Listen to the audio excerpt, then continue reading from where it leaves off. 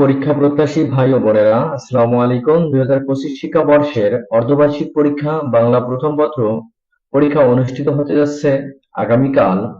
নিচে এর সম্পর্কে এমসিকিউ প্রশ্ন দেখানো হচ্ছে। প্রথম প্রশ্ন, একই অর্থে ভিন্ন ভিন্ন শব্দ ব্যবহৃত হয় কখন? দ্বিতীয় প্রশ্ন, কত দিকে কত কারিগর রচনার লেখক কোন কারিগরের কথা তুলে ধরা হয়েছে? 3 নম্বর প্রশ্ন, রাজীব খেলছে এখানে নিম্নরেখ শব্দটি কোন পদ? প্রশ্ন 4, ভাব প্রকাশের দিক দিয়ে ক্রিয়া কত প্রকার?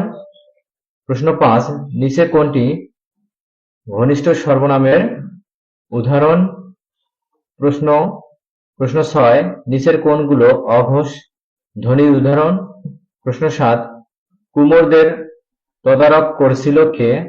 প্রশ্ন 8, ছিন্নমুকুল কবিতাটি নিচের কোন কাব্যের অন্তর্গত?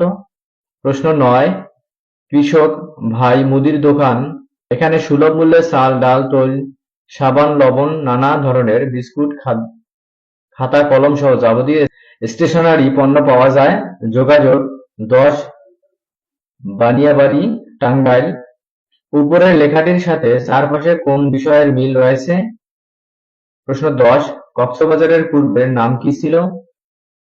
প্রশ্ন 11, বিবৃতি বা অনুজ্ঞাবাচক বাক্যের শেষে কোন চিহ্ন বসাতে হয়?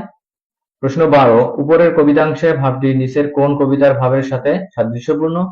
প্রশ্ন 13, উপরের কবিতাংশের ভাবের সাথে মিল রয়েছে যে চরণের? প্রশ্ন 14, এক সময়ে দূরবর্তী যোগাযোগের প্রধান মাধ্যম কি ছিল? প্রশ্ন 15, মাঝি কবিতার কবির মন কোথায় যেতে চায়? প্রশ্ন 15, মাঝি কবিতার কবির মন কোথায় যেতে চায়? প্রশ্ন 16, সর্বনাম শব্দ কত প্রকার? প্রশ্ন 17, ইতস্তত শব্দটির প্রমিত উচ্চারণ লেখো। প্রশ্ন 18, হিরাম কক্স কে ছিলেন? প্রশ্ন 19, প্রত্যয়ের কি নেই? প্রশ্ন 20, সোহেল তুই কি অসুস্থ ছিলি কথাটি কে বলেছেন? প্রশ্ন 21, কে দুর্গের কাজ শেষ না করেই দিল্লি চলে যান? প্রশ্ন 22, গঠন অনুযায়ী বাংলা বাক্য কত প্রকার?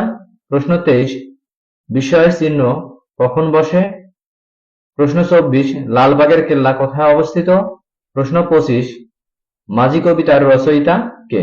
এখানে 16 নম্বর প্রশ্ন থেকে 25 নম্বর প্রশ্ন, এক কথায় প্রশ্নের উত্তর দাও, এই প্রশ্নগুলো এখানে বলা হচ্ছে। আশা করা যাচ্ছে আগামীকালের যে পরীক্ষাটি অনুষ্ঠিত হতে যাচ্ছে এই প্রশ্নের সঙ্গে তোমাদের প্রশ্নগুলো মিলে যাবে। ধন্যবাদ।